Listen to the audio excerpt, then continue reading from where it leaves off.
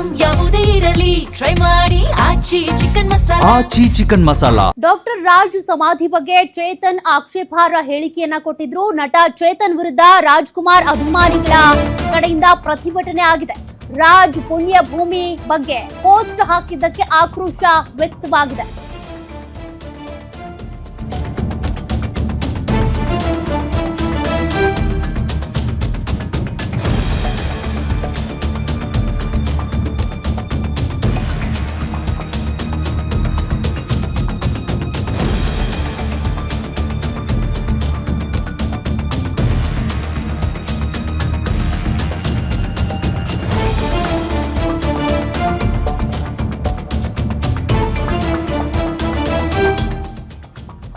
ಪ್ರತಿಭಟನೆಯಲ್ಲಿ ಸಾರಾ ಗೋವಿಂದು ನರಸಿಂಹಲು ಭಾಗಿಯಾಗಿದ್ದಾರೆ. ವಾಟಾಳ್ ನಾಗರಾಜ್ ಕೂಡ ಪ್ರತಿಭಟನೆಯಲ್ಲಿ ಭಾಗಿಯಾಗುವ ಸಾಧ್ಯತೆ ಇದೆ ಎನ್ನಲಾಗ್ತಾ ಇದೆ.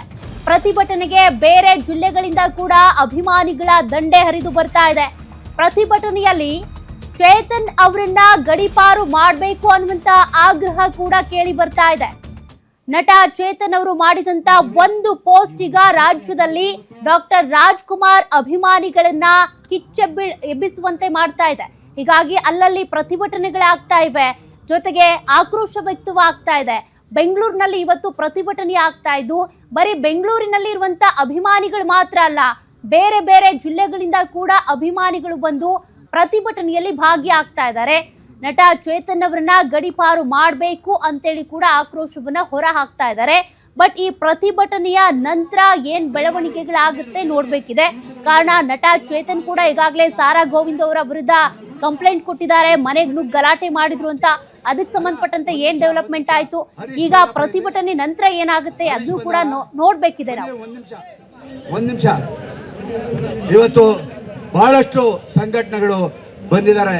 ನಿಮ್ಮೆಲ್ಲರಿಗೂ ನಾನು ಕೃತಜ್ಞತೆಗಳನ್ನ ಸಲ್ಲಿಸ್ತೀನಿ. ಒಕ್ಕೂಟದ ಅಧ್ಯಕ್ಷ ಆದಂತಹ ಸೋಮಶೇಖರ್ ಅವರಿದ್ದಾರೆ.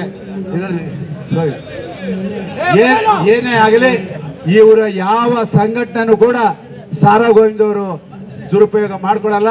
ದಯಮಾಡಿ ಈಗ ಮತ್ತೊಬ್ಬ ಹೋರಾಟಗಾರರು ಅಲ್ಲ, ಒಂದ್ ನಿಮಿಷ ಹರೀಶ್ ಬೈಲಪ್ಪ ಇಲ್ಲಿ. ಹರೀಶ್ ಬಂದವರ ಬನ್ನಿ. ಒಂದ್ ನಿಮಿಷ ಇವತ್ತು ಬಹಳಷ್ಟು ಸಂಘಟನೆಗಳು ಬಂದಿದ್ದಾರೆ. ನಿಮ್ಮೆಲ್ಲರಿಗೂ ನಾನು ಕೃತಜ್ಞತೆಗಳನ್ನ ಸಲ್ಲಿಸ್ತೀನಿ. ಒಕ್ಕೂಟದ ಅಧ್ಯಕ್ಷ ಆದಂತಹ ಸೋಮಶೇಖರ್ ಅವರಿದ್ದಾರೆ. ಏನೇ ಆಗಲಿ ಇವರ ಯಾವ ಸಂಘಟನೆ